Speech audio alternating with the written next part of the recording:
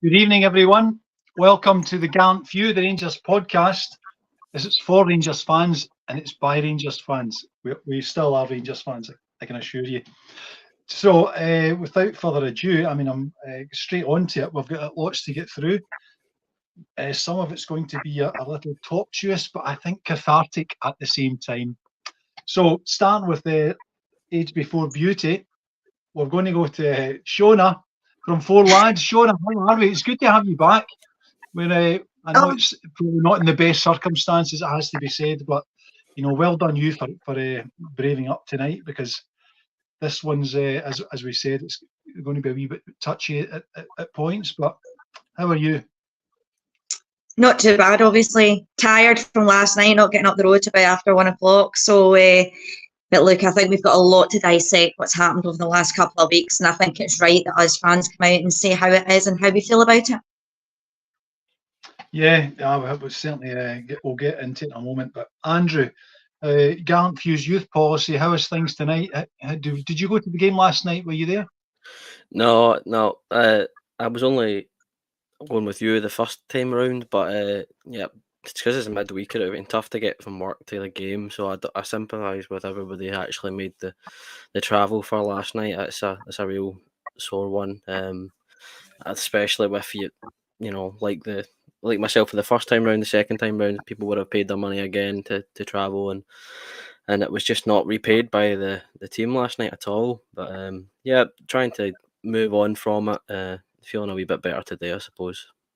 Yeah. So anyway, getting on to it, we're up to Dens Park last night at the third attempt, and we eventually get the show on the road because it'd been dry the last couple of days, so the pitch was no bad, I thought, but kind of bumpy, but that's Dens Park for you. So the team we put out, which was Butland, Tav, Goldson, Suter, Sterling across the defence. I thought Sterling was a bit of a surprise for me, appearing at left back when we've got a left back in the building, so to speak. Anyway, we had Lawrence and Lundstrom kind of as our holding midfield, and then we had Seema, Cantwell, Silva across in a three, and it's Roof up front. I mean, when's the last time we started Kemar Roof? I thought that was a bit of a surprise. I thought we'd have been keeping him for a wee bit later, but with Dessers doing what Dessers does, it wasn't maybe 100% surprised that we get Kemar Roof. But hey ho. But Shona, coming on to you, I mean, we almost did with the same start that we had on against Ross County when Dundee, have the chance right from the word go, and you would have to say that there was a kind of deja vu feeling about this from the outset. You're thinking, good God, I just thought the team looked frightened. And the more it went on, there's just a lack of confidence, belief in amongst this team. But so how do you think we started that game? I just thought from the get-go, we just didn't look like because I think Clement was saying that he was looking for a reaction. I think that was what we'd used on the pod, on Sunday, that we were looking for a reaction from, Sunday's game against Ross County for Dundee. Go out there, roll our sleeves up, breathe fire, get out there and blitz them, take it all out in Dundee. But it didn't turn out that way. How did you think it went? Well, you would have thought they would have learnt their lesson from last week, wouldn't they? After the second or third minute, the boy managed to get into the back post and had a free attempt, and lucky for us, actually went over the bar. But same again, down the right-hand side, ball over the top, nobody in midfield, it was covering that space. Again, they managed to get that attempt on target. And yeah, look, if it wasn't for a couple of good Jack Butland saves, we were very, very lucky yesterday. So I think the team has been very surprising over the past few weeks. I think we've got to criticise our manager. We've got to come out and say it. For me, I know everybody doesn't. I'm not saying that Dessers is the answer, but the Dessers is your most informed striker at this moment in time. Silva's not been scoring goals. And then you've had Kemar Roof, who's been out for a long, long time, and you fling him in for 90 minutes against Dundee in a must-win game. It just does not make sense to me at all. I've said this before. I think Lundstrom really suits at this moment in time the way things have been going in the past few games, the amount of space that we've been creating in midfield. We really need to have a holding midfielder in beside Lundstrom. Lundstrom seems to be doing too much, taking the ball off of Suter and Golson as well too many times. And I just felt as if like we just have not learned our lessons. And it's quite telling to see that when the manager comes out and says things like, we created enough to win that game, we were the better team, we saw a reaction than what you saw from the weekend before. Well, I don't know about you guys, but I do not know what kind of style of play that we were playing last night, because it was all these balls over the top to nobody. And I think, I've said this for weeks and weeks now, ever since that Motherwell game, we have been completely and utterly rattled. We have just not been the same since. And then when you've got your Dijon Sterling that's just come out recently and basically contradicted everything that what the manager said in the presser. Now, I was there, and I swear to God, we were laughing after that press conference. Like, come on. So I get that we've got to back the players and can't throw them under a bus. But there's a difference between throwing somebody under the bus and talking absolute shite. Mm-hmm. Yeah, we'll come on to Phil Clement's comments, because I think Bizarre would be putting it kindly. Andrew, so the team last night, were you surprised? Was there any surprises for you in our starting 11? And how do you think we got on with them? Because, the first half, it didn't get off to a great start, didn't really get any better. Justice for Matondo. That's all I want to say. I don't know what the boy needs to do to get a start, honestly. I know we mentioned, obviously, the county game, and when it came on, he obviously wasn't able to find the back of the net, but, it was having the incentive to try and take on your man and get by him, which I don't think any of the other players, maybe Sima did once, but as soon as he did it once, his opposite number had him figured out that he was only going to go outside. And just good body positioning had him shut down all night. I was confused, I have to say, with I don't want to say short-sightedness or just forgetfulness, maybe, how Sima is being dictated. He's been brought in onto the right side of the attacking line when he was having so much joy off the left-hand side early in the season. And it's not just switching the flank that's making it less effective. It's the fact that when he was on that left flank, he was cutting in onto his right, but getting closer to the striker, which was then making it easy for Dessers in that case to be winning the balls with an aim to get it to Sima, to knock it down to Sima, to flick it in behind to Sima, because he knew he was going to be there. Whereas we had Roof last night. He did a good job again, to be fair, at winning those flick-ons. It was a lonely night for the lad, unfortunately. But it just felt like we'd forgot what was making us a threat going forward earlier in the Clement era. There was a lot of questions that kept popping up during that game. I think if you looked at our group chat as it was live, I was confused half the time. I didn't know where X player was supposed to be playing. I mean, Sterling went from being a left back to a centre mid to a left wing to a striker. Cantwell played as a cam, a left wing, a left striker. I don't think he touched the right side of the park all game. It left me with more questions than I had than I wanted. I wanted answers after the county game, and the list of questions has got longer. Yeah, Shona, Dijon Sterling. I think Dijon Sterling's possibly been one of the shining lights this season. We chose to play him at left back when I think, my opinion, he would have been far more used to us had he been in a midfield role, and winning the ball, and allowing, because it really drives me nuts the way that, as you said, Lundstrom will pick the ball up from Suter and Goldson, from 5 yards from where they are, and then move forward 5 yards and bring a pass. We could just have Goldson and Suter do that, and play Lundstrom 20 yards further up the pitch.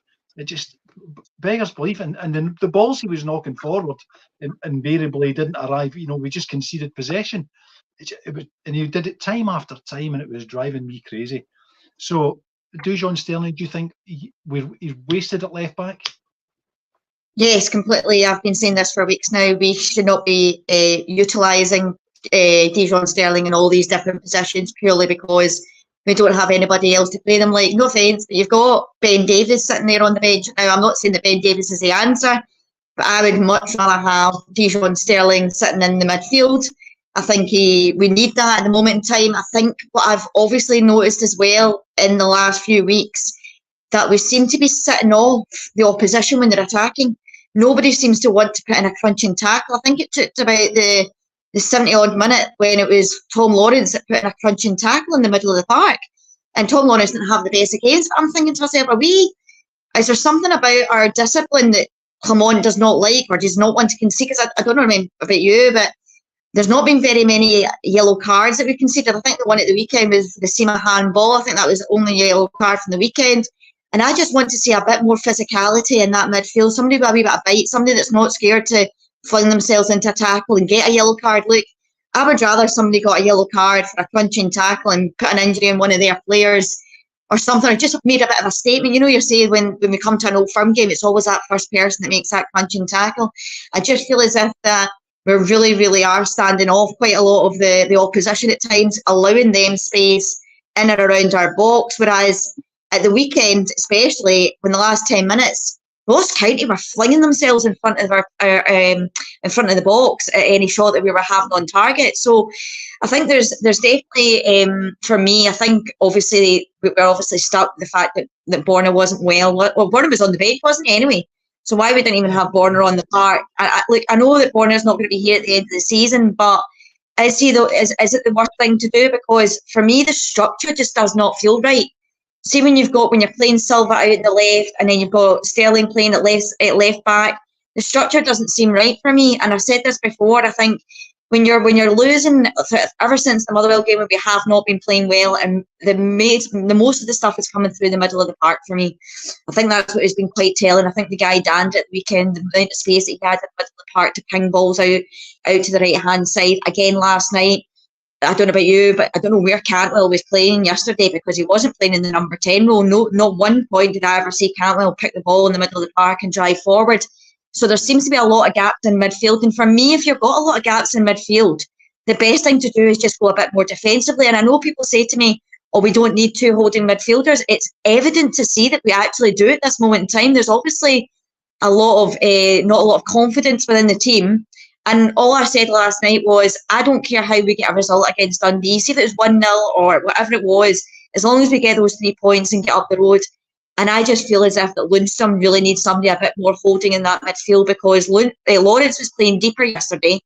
And with Lawrence and Lundstrom both playing so deep, it left that massive the middle of the park so wide open without Cantwell being there.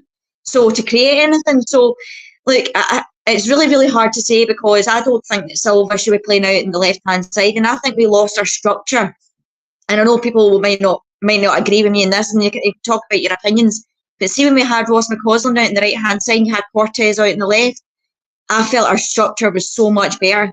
Even then, when we had Seema, when Seema was out in the left, because Seema would track back, I just feel as if you don't get the same when you've got Silva out there on the left-hand side, and Seema, who obviously was doing so well on the left-hand side, is now playing out the right and then having to track back. So I don't know what you guys think about the structure of the team at the moment, but I just feel as if it's not really, and it's really imbalanced, and you've got to question some of the decisions that the manager is making. Like, you've got Raskin that's sitting on the bench, you've got Sterling, obviously you've got Diomande as well. I think that's the future that we need to look at, is Diomande, Sterling and Raskin for the middle of the park.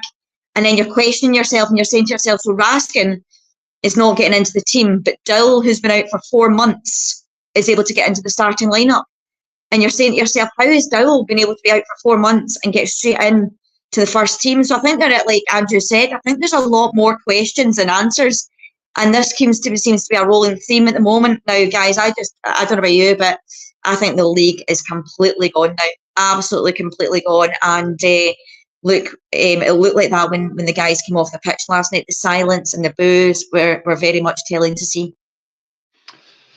Andrew, I mean, the team that we put out, I've thought for a couple of weeks, I think just as Sean is saying, that sometimes we seem to be dropping players in there. Clement is dropping players in there, and I just can't for the life of me understand why. The reappearance of Dowell, when Dowell's first team starts, when there's nothing really to hang on that he would, go in there and play games of this importance, and because I think Diomande's been, quite good since he arrived.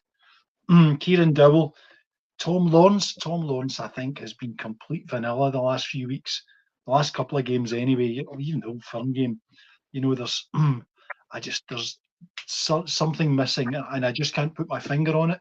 Whether it's confidence, belief, something has gone in that team. Their arse has collapsed. They just don't believe that there's a result in them. 5 points from our last 15 that's panic stations. And we just looked, and I don't know what Clement's role in all of this is. So if you can explain it to me, I would be delighted. What is the end game here? What is Clement trying to achieve?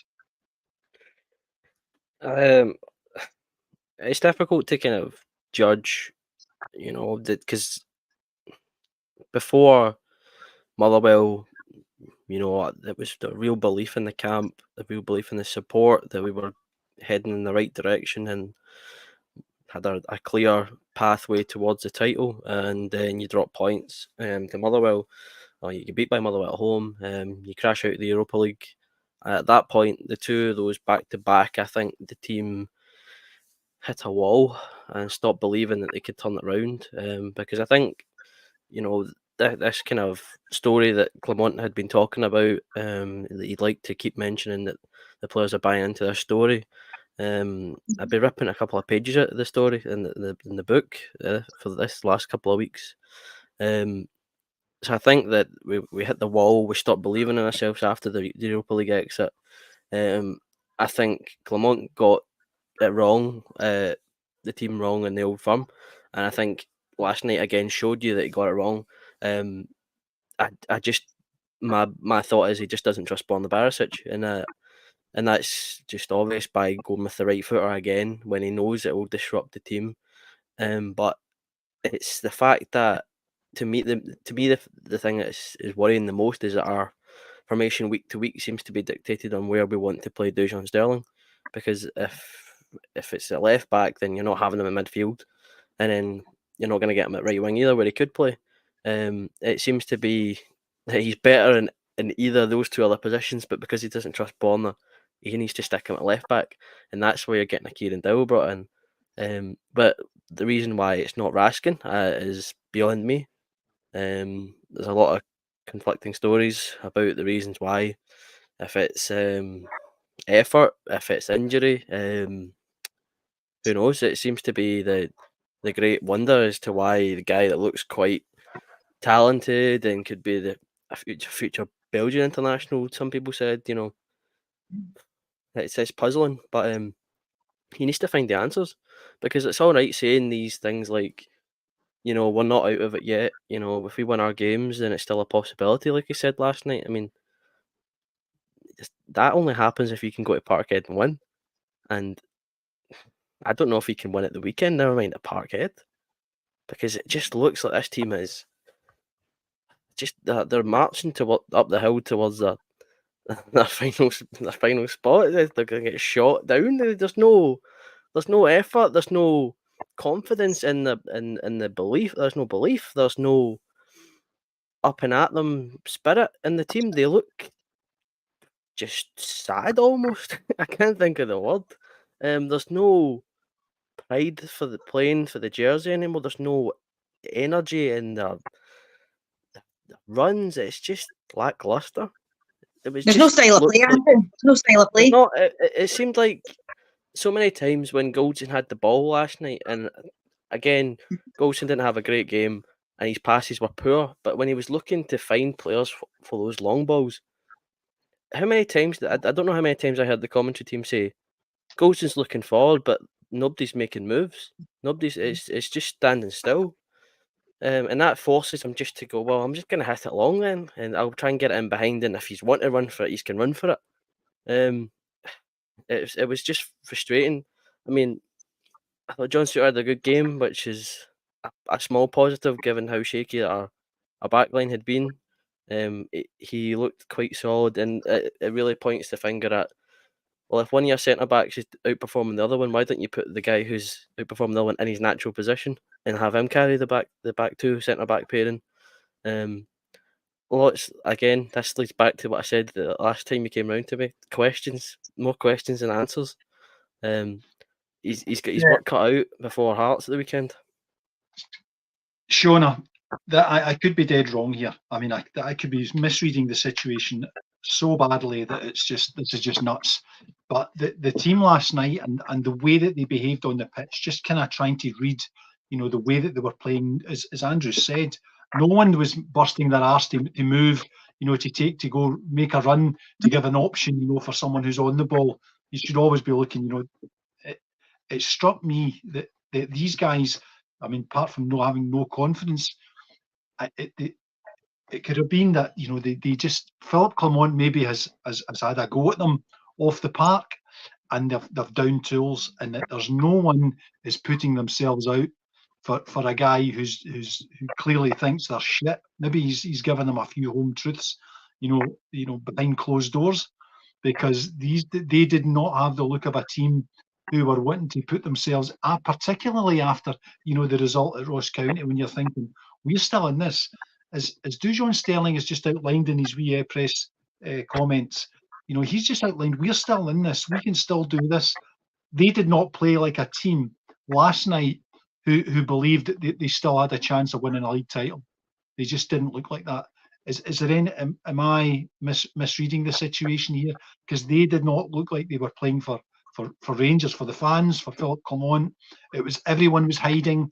Just stay, keep the ball away from me. No, I'm not making the run to get it because I don't fucking want it. I just thought they looked scared. They just did not look committed, and it is exactly the opposite of what we needed to see after that result at the weekend.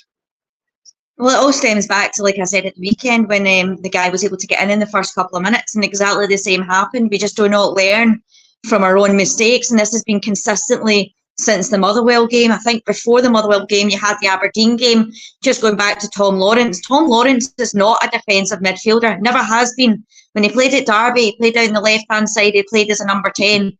I thought Tom Lawrence, when he was at his best, was when he had Cantwell further forward in the box, and he was taking shots from outside the box. The problem is, for the last few games, we have been so open in midfield that there's too much of a gap between the midfield and attack. Therefore, when Lundstrom is trying to get the ball, he's taking it off Suter. Suter and Golson are ball-playing defenders. That's one of their strengths, is ball-playing defender. Now, I'm not saying that Golson and Suter have had their better games recently. This all stems down to the fact of all the results, right? And obviously Golson was trying to play the ball forward, but the amount of times yesterday people were saying, this is like back to Beale ball, where Lundstrom was getting the ball in the middle of the park. There was a simple pass out to Tav. There was a simple pass out to Sterling. There was a simple pass into midfield into Cantwell. But no, he chooses to have 2 or 3 touches and then passes it back to Suter or Golson. And we're getting to that point now where just be a bit more proactive instead of being reacting, or just play the ball forward, do something with the ball. Stop taking too many touches. There was another time when Golson had the ball. Tav was in acres of space. He took 2 or 3 touches, and by that moment in time, it allows the other team to settle. And then that's when the frustrations start building up within the team. And then you'll then lose it because you don't have, no offence, you've never had Ruth, Silva and Seema start a game before. So how are they meant to gel within each other, know what each other wants to do? Silva, for me, has not scored in countless amount of games. I don't know how he's still managing to get on in the starting 11. I presume that's maybe something down to his contract where he has to start a game or something. For me, he's not a left-sided player. So you're playing Sterling at left back, who's not a left back.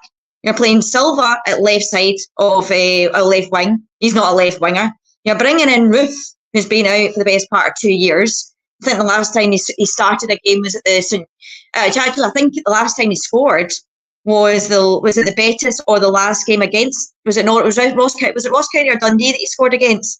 Remember the one at the back post? It was a 2-0. It was the Ross County game. Yeah, it was Ross County at Ibrox.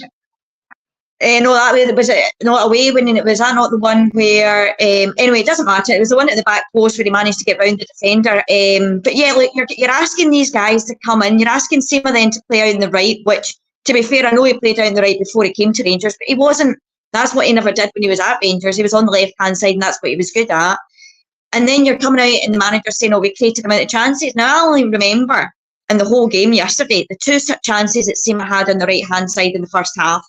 And then in the second half, which was created by himself, was Dessers when he hit the one into the top corner, which was a fantastic save. Apart from that, I can't remember any other Pacific saves. The manager then comes out and says, oh, we played a lot better. We created a amount of chances. We deserve to win. I saw a reaction from the team. Well, why in the 52nd minute then are you making a triple substitution? That's when you start having to question, like, why are you making 3 substitutions in the 52nd minute? And basically, what does he turn around to him at half time and says, right, if you don't score a goal in 7 minutes, I'm going to make. That tells me that there's something clearly wrong with the starting 11 that he got. And then obviously the subs that he brought on, like, I thought Desford made a bit of a difference when he came on. I thought he held the ball up okay. I don't think Dowell did anything when he came on the pitch. So, and then, like, you know yourself, then another person that I thought came on and did okay when he came on was McCausland. And McCausland's not been seen for a week. And I'm not saying that McCausland's the best right winger, but he's more suited to that position because that's the position that he plays. So I think there's a lot, like as you said, there's a lot more questions than answers. I think for me yesterday, there was absolutely no style of play. Absolutely, that's the one thing that I took from yesterday. There was not one style of play. And it was pretty much one of these ones where you hoof the ball up in the top of the park, hoping that it's 6 or hoping that somebody gets it. And the only person that can do that as a striker is Desford. He's the best person to hold up the ball. Roof can't hold up the ball. Roof was flicking on headers to nobody. So look, I think there is a lot more questions than answers from yesterday. And I hope tomorrow in the press conference there's a lot more harsh words said, because these guys literally had to come out yesterday. All they had to do was get 3 points, and it looked like Dundee were going to get the 3 points more than us. Yeah, I think it's towards the end of the game. I was thinking, you know that this is going to end. Fortunately, it didn't. We managed to kind of clung on for a draw at Dens Park.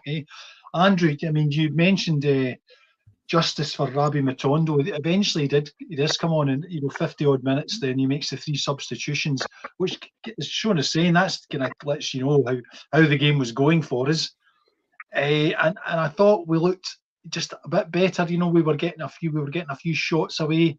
It was beginning to think, right, I think if we can just push it up a couple of notches here and put them under some pressure, create some chances, we can nick a goal here, get a 1-0 victory, get the 3 points, get down the road and have a heart-to-heart. But it just didn't turn out that way, and we just didn't seem to. We did improve slightly, but it was not what we required. And I just, we're going out with a whimper here. I mean, what's left of this season? Have we? Is Sunday our last chance for anything at all? I mean, to do himself some favours, he's going to need to somehow drag this team to the Scottish Cup, because I don't think the league's all in anymore. Of course, there's always going to be the part of me that's never going to give up until it's mathematically impossible, because that's what you are as a supporter. You need to keep hoping. And I know they say hope, it's hope that kills, but that's part of being a supporter. So I'll keep going, and it's just going to be one of those games, take it game by game, and hope really that's that we'll step it up a bit. I mean, the comments, as we've spoken about, the comments after the game, I don't know if it was heat of the moment stuff. I don't know if it was doing his best to take the flack off his players. But it's one of those ones where it doesn't look great. And my hope is, because he has enough experience as a manager, it's different if it was Michael Beale. My hope is that this was him using some of that goodwill. It was Heart and Hand tweeted it, and I fully agreed with it at the time. It's him using up a wee bit of the goodwill to deflect away from his players in an effort to, I don't know, shelter them, which will be not good to hear for some fans. But to me, I think it is one of those things he's going to need to do. He's going to need to take a wee bit of the brunt to keep it off the players, because if it wasn't going to be that, the players would be getting it constantly, all the way from that final whistle to Hampden at the weekend. I think taking the heat off the players and putting a wee bit on himself will keep the players clear-headed going into training and try not to dwell on it too much, which is the only way they can really do it. I mean, I get the whole, let it feel the sting and make sure that it's not going to happen again, but I think with this group of players, that's not the right approach. I think it almost needs to be sheltering them, and I know that's exactly what you don't want to hear. If this whole question of bottle, But if the manager is noting that that's the way that he's going to have to treat them, almost baby them to get the best out of them, then he's going to have to do it. So it's one of those things. I obviously do John's press conference today. I think he was more summing up how we felt, dropping a wee bit of a bad word as Clyde managed to bleep it on their audio of it. But I mean, it'd be interesting to see how we line up. I think there will be certainly a fire lit under them ahead of time, ahead of the game, but it's not going to be one that's been set after that final whistle in training today. I think it's going to be more of a put it behind you kind of style the manager's going for. Andrew, when you're saying there about Clement, and obviously he's obviously got to back the players, I totally and utterly get that. But you cannot come out in a press conference and say what you said when it's not what the fans are actually seeing. And I get that that these players might need to be mollycoddled or whatever. There's a way about saying it. Do you know what I mean? And then for Sterling to come out today and say what he said what he said, it totally undermines what Clement has just come out. It totally contradicts it. And that's what I'm saying, is that I'm quite happy for to come on and come out and say, look, it was slightly better than what we had at the weekend. It wasn't what we wanted, blah, blah, blah. But to turn around and say, oh, we should have won that game. We were the better team. We dominated. We did this, we did that. It was totally, utterly bollocks. That was the problem. It was pure and utter bollocks. And this is why the fans are jumping now on Clement. And now when Sterling's come out and said what he said, it totally contradicts what the manager says. And I get that you can't throw the players under the bus, but see, when you come out and talk total shite, then what are you expecting? Yeah, here we are. We're talking about the manager's comments and not talking about how poor Goldson, Tav, Lawrence, Lundstrom, Cantwell, Roof, Seema. I could go on anyone apart from Butlander, and we're talking about how silly his press conference is. So that's my thoughts on it. Is that he's deflecting it off the players? It's obviously it is nonsense. It is Andrew, nonsense. But that's the point. I messaged the guys who I got the footballs today and says Philip Clement cannot, live in an alternative reality. We all saw what happened last night. So he's coming about. His quote. We were very much the better team. I think Dundee would have an argument with you over that one, Phil. And then when, as Shona says, when Dujon Sterling comes out and completely contradicts the manager, we've been shit the last few games. What is the conversation going on in that dressing room? Because clearly we can't rely on Philip Clement to give us. Nor should he. I don't think he come back and tell us, that here's what I said to the players, and he's a diddy and he's a diddy. He's never going to say that, but he can't come out and spin us a yarn and tell us, well, by the way, that wasn't as bad as you thought it was when you were watching it. We were actually very much the better team. We had a few chances. The goalkeeper had a few games. Players had blocked a few shots, and but for that, all wrongs would have been righted, and it would have been sweetness and light. It's way more complex than that. That's just not a true reflection of what actually happened last night. And Philip Clement is on the road to hell if he thinks he's going to have press conferences where he can tell as black as white, and we just walk away, like we're dafties. So I think he's going to have to. I mean, as Shona saying, tomorrow, I think he may be in for a rude awakening as to what he's just done. But because we all know how this has ended for Gio. The same lot how this went for Gio, and then it went for Beale. So if he wants to go down that road, as I said, we all know how this movie ends for him. If he wants to, tell us that that was really good last night and that we were just unlucky. I know, and I think he actually mentioned the word luck, which is I think the word that Shona used was bollocks, which is probably as accurate as anything I've heard about Philip Clement's performance, because that was just nuts. I mean, what I think is that how is he going to have a grown-up conversation with those players to get them ready for Sunday? What does he say to them? To say, listen, guys, here's where we are. We need to be open and honest with one another. We need to be better. You're good players, and we need to see that from you. So, what does the team talk look like on Sunday, Andrew? I think going back to, I think it is for every question tomorrow. We are going to get a what was that comment meaning? do you believe what you said? You get you then subtract one of, is Tavernier the captain of this club? Is Lundstram good enough to keep playing in this position? Is Lundstram good enough to get a contract? That's what I'm saying. I feel like that deflection is his way of trying to get the players out of the filing list so he can focus them again for the weekend. It is a bold strategy. That's my take on it. It's a very, very bold strategy, it has to be said. But I think it needs to just be that kind of thing where it is deflect it away. Let's almost pretend it didn't happen, almost, because that's the way these players, in my opinion, have to be dealt with. I don't think that this hairdryer treatment, the kick in the boot across the changing room, works with them. I think they're quick to throw the toys out of the pram almost. I have the feeling that's potentially why Raskin isn't in the squad.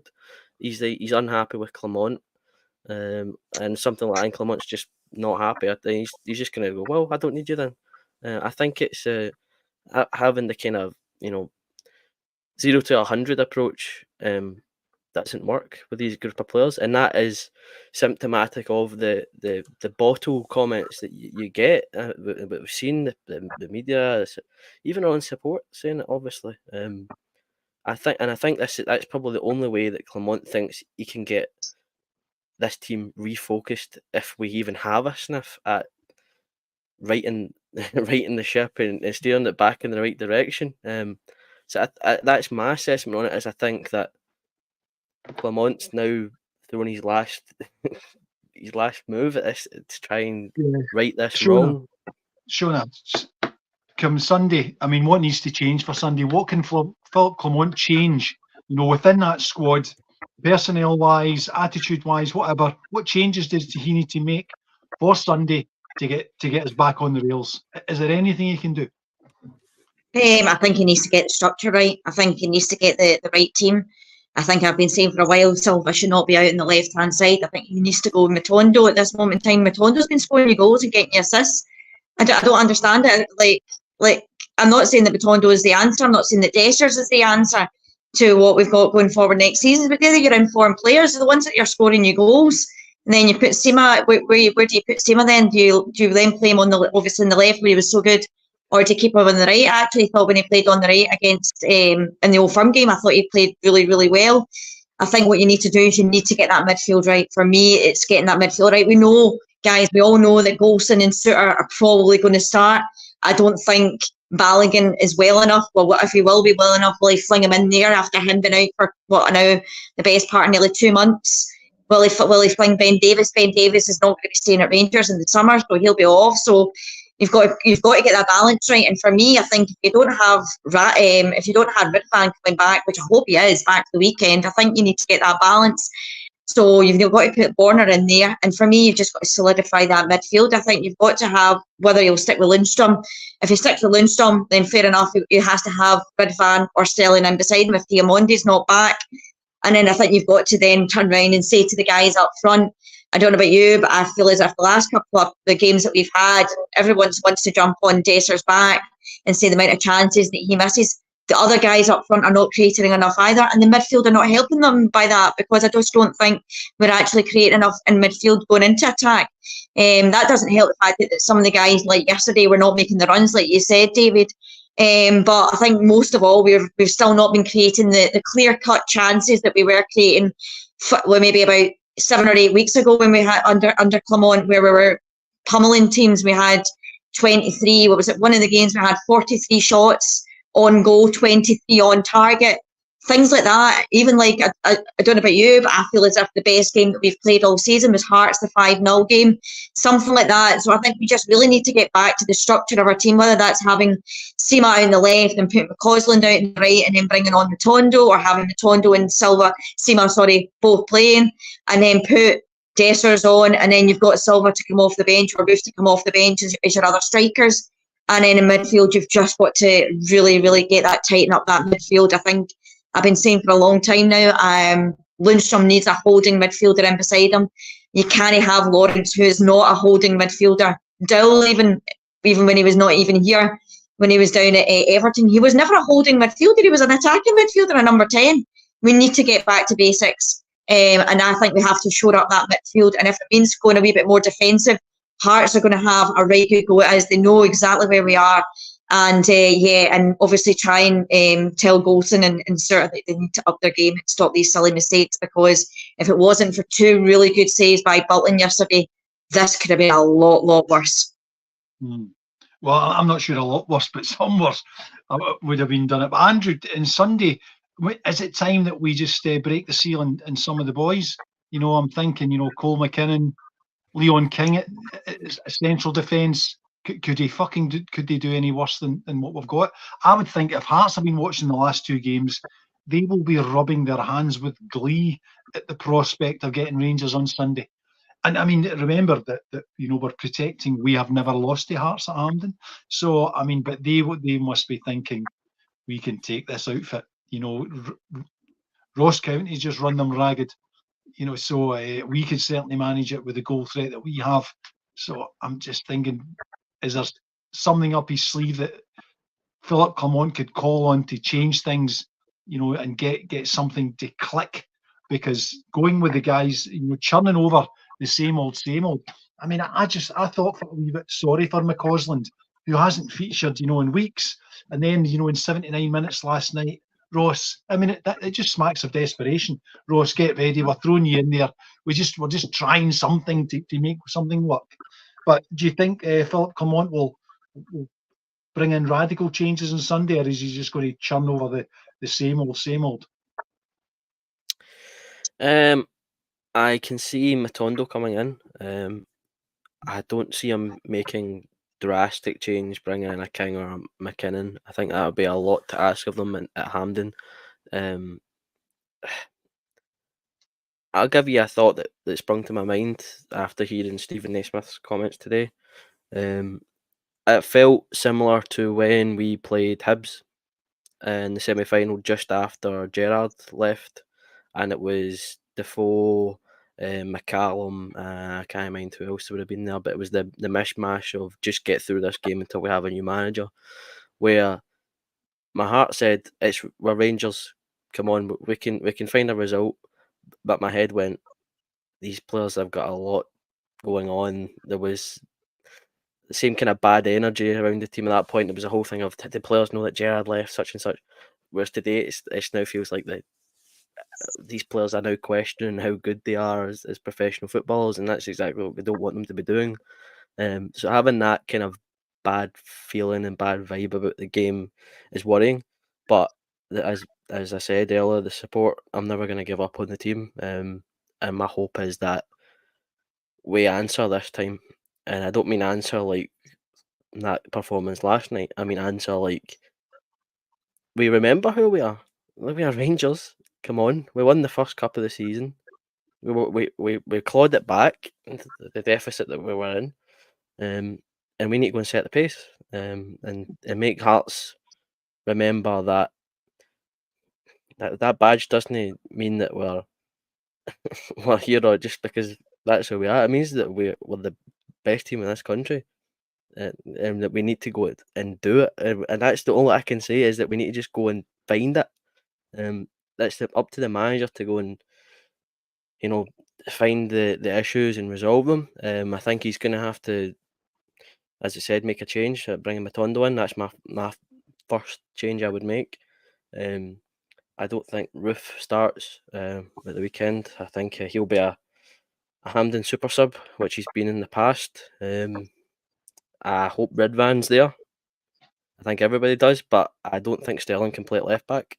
So if it's not Ridvan, it has to be Borna. And we need to utilise Sterling somewhere else. If it is using Sterling as alongside Lundstram as a double pivot, then so be it. Or if he wants to play him further up the park and use his legs, then fair play. Just those potential scenarios being what we see in the starting lineup shows that he is doing his job and he is trying to try new solutions. Whatever they may be. Shona, Sunday, what are you expecting here? What's Philip Clement for me has got an impossible job. Does he? I honestly thought, that we'd have got a reaction last night, that Rangers would have come out the traps last night and said, right, we're not going to go down with a whimper. We're going to go out. We're going to give this our absolute best shot. And it was just so tepid. and which gets me to the view that I think maybe they've just checked out. Maybe the players have just checked out and they don't see Clement as the solution. And to be honest, I would not. I mean, Philip Clement is the man. I would sacrifice the lot of them on Sunday. To be honest, I'll say I'm going to put out whatever team I want, and I almost write it off because you lot as Rangers players are done anyway. We've got 6 games to go before I get rid of the whole lot of you. So I'll take it because I'm not going to stand at a press conference, talk utter shite to defend utter shite.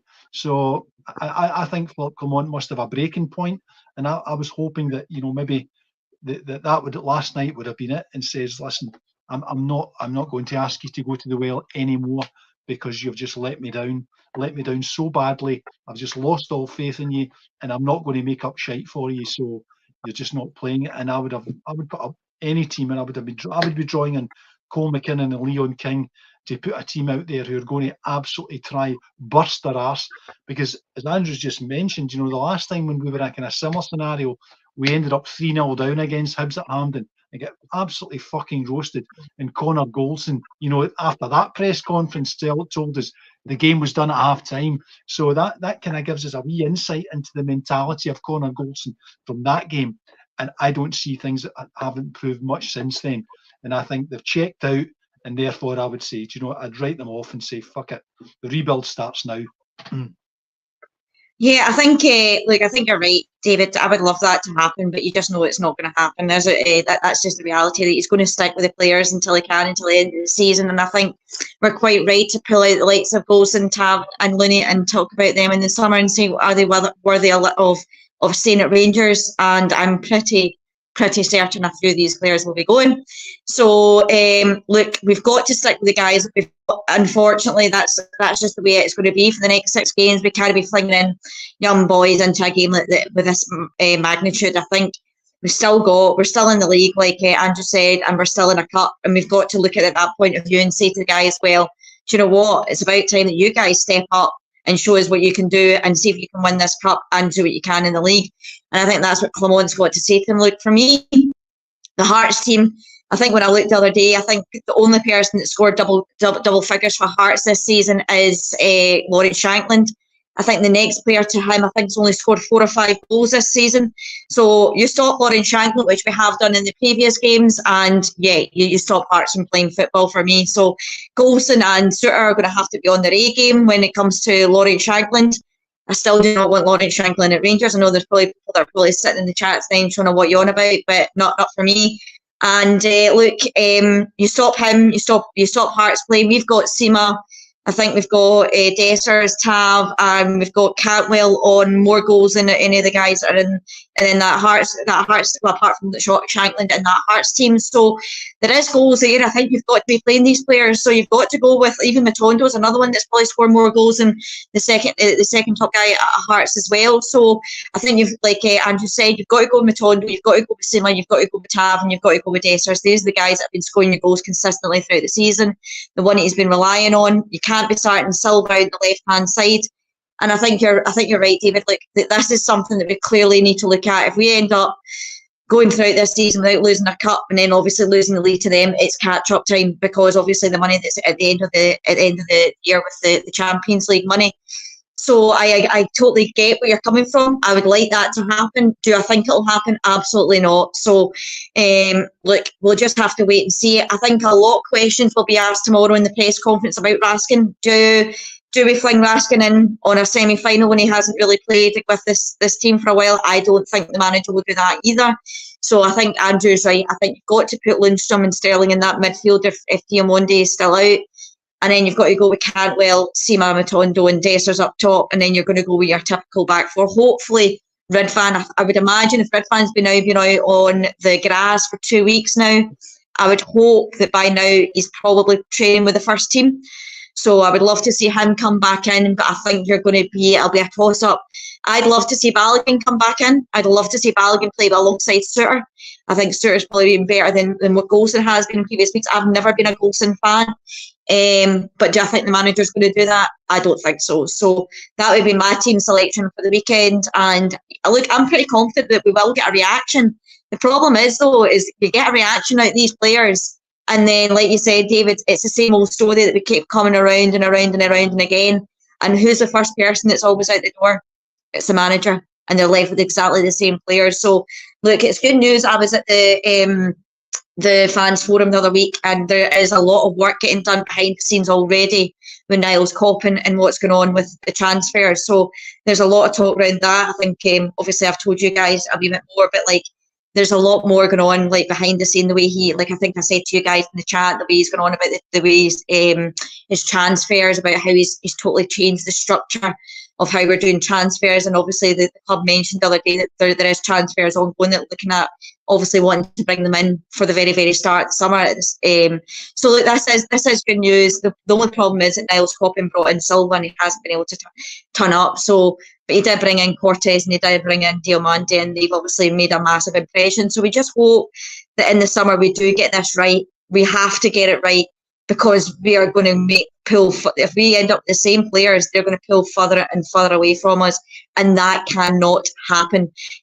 So look, I agree that you would like to see the likes of maybe McKinnon and maybe Leon King, but I think this is too big a game. I think look, you're going for a trophy and it's a semi-final. With you flinging kids at that kind of moment in time, I think it would be a wee bit harsh, because you know what the fans have been like last night, booing the players off the pitch. I don't think it'd be good if something like that happened at the weekend and they start booing the younger boys off the pitch. But for me, it's going to be vital that we get that midfield right, because they're going to be aggressive, they're going to come out. But as long as they stop Warren Shanklin, we'll stop Hearts. Sean, I think if we were to play a team, of younger players, and they gave everything that they absolutely had and lost the game, they wouldn't be booed off the pitch. All we want to see is, as I said when we had the pod on Sunday, all I want from these guys is to show me that they care. And last night's performance, was just insipid. And, there wasn't enough level of commitment. I want them to see them go out there and give everything, throwing themselves at the ball, chasing lost causes, and making runs, when their teammates on the ball, making themselves available, bursting their arse to get into space, to take the ball and move the thing on. Nothing like that happened. So I would rather we would try with the boys than we actually. This mob have, as we said before, they've seen Gio off the premises, and they've seen Beale off the premises, and Philip Clement, he's only got 6 games to go. For us, for the player trading model, and for Niels Coppin, and Philip Clement to have any chance of turning this round and be done with these guys, is that we're going to have to take a long-term view, which means it's going to be this next transfer window and 2 transfer windows beyond that to get to the squad which Philip Clement and Niels Coppin want to get to. So none of the guys who are there at the moment are going to feature in that. So I think we should start right now and say, do you know what? And we could make the view that it's possible that we could still win the league. Who really believes that we can win the league? That after what we've just gone through with the last 6 games, that we're going to go the next 6 games undefeated. I mean, we're just going to send this shower of shite bags to Parkhead in a couple of weeks, and Christ knows what will happen then. Can you really see? They haven't won a meaningful Old Firm game. 1 in 20, something like that. I mean, it's just letdown after letdown after letdown with this lot, and the sooner they're gone, the better for me. To be honest, I'm absolutely done with them. I'm hope Philip Clement doesn't sacrifice himself, trying to make it easy for these guys, because they don't deserve it. So Philip Clement should just tell them exactly what they are, and don't spare them. And if we don't get a result on Sunday, and if they don't perform on Sunday, tell them that. So I would not be putting my credibility on the line if I were Philip Clement for that shower of losers. So he's only got 6 league games and 1 semi-final to go, and he'll be done with them. So I'm just hoping I just hope he doesn't sacrifice, as I said, his credibility in seeing this lot out the door. So having said all that, Andrew, is what Sunday? I mean, what would be your prediction be? We're just going to wrap things up and and we'll leave it to Philip Clement. I mean, Philip Clement, from what Shona's telling us, I think tomorrow might be quite lively. If Philip Clement's going to get challenged by, someone who's just listened to utter nonsense, and they'd heard Dujon Sterling just give us another version of events, so clearly maybe Dujon wasn't at the meeting when Philip Clement debriefed them on how well they had played, and they were just unlucky. So, but Sunday, how do you think this will go? I think it could be a watershed moment in Sunday. I will say 2-1 win for Rangers after extra time. Just don't see us. I don't see us keeping a 1-0. I can see us scoring. I can see that happening. I can see us taking the lead. But holding on to it, on the other hand, might be difficult. I've said in this pod, and you can go back and check it through the windows previously, that I really rate Lauren Shankland. And I know, Shona, you don't, and that's all right. You can agree to disagree. This is why podcasts and conversation is great. But I mean, we'd be silly if we're not mentioning him in the team talk at least. I mean, he had 2 assists and a goal in their game against Livingston the other night. So I think if they're not mentioning him and not telling Goldson and Suter, or if it's Suter and Balogun or whoever combo it is, that you need to be switched on, and you don't give that guy a second chance, then I don't know what they're thinking. But I can see us trying to exploit that ball in behind again. If we're going to keep Seaman and Rabia in there, then I think that might work. I mean, it seemed like some of the passes last night were maybe just overhit, but at the same time, also looked like nobody was wanting them. So that's where I'm hoping the changes will be, that the players will have that wee bit of effort in them and want to go and chase that ball in behind. And I think we can maybe find some fortune with that one. But 2-1 is my guess after extra time. I'm not going to go penalties because I don't think my heart could take it. But I'll say 2-1 after extra time. Thanks, Andrew. Shona, same question to yourself. How do you think this will shape up on Sunday? Because I think this could be a big moment for us in terms of Philip Clement.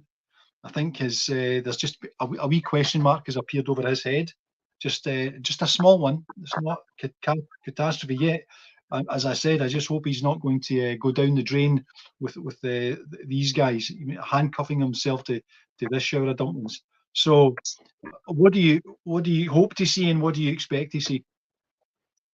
Well, I hope to see an actual reaction at the game on Sunday. I think that's what we want to see as fans, the reaction, that what the fans want, not what Clement, not what everybody's coming out. I'm sick and tired of hearing. I'm hoping to God it's not Tavernier that's in the press conference tomorrow. He keeps telling us, well, we've got 6 cup finals to win. Well, what kind of performance have you been putting in the last few weeks to deserve to turn around and say that, we've got 6 cup finals, and then you put in a performance like that the last 2 games? So I think he's got a lot of questions to answer, as well as James Tavernier. So I'm hoping to God it's not him. I will be at the press conference tomorrow, so that'll be okay for me. But I actually think that we've got a really good record against Hearts. I think what Hearts do is actually obviously try and play a wee bit of football and hit us as well. So we've got to be careful. I think Andrew's totally right.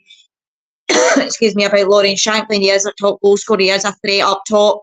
But if we do stop him, I don't know where the other goals are going to come from Hearts. So, look, for me, I think it'll be quite open. I think it's going to be a counter-attacking game, and I think Andrew's completely right. I think we need to have Seaman Matondo for that pace.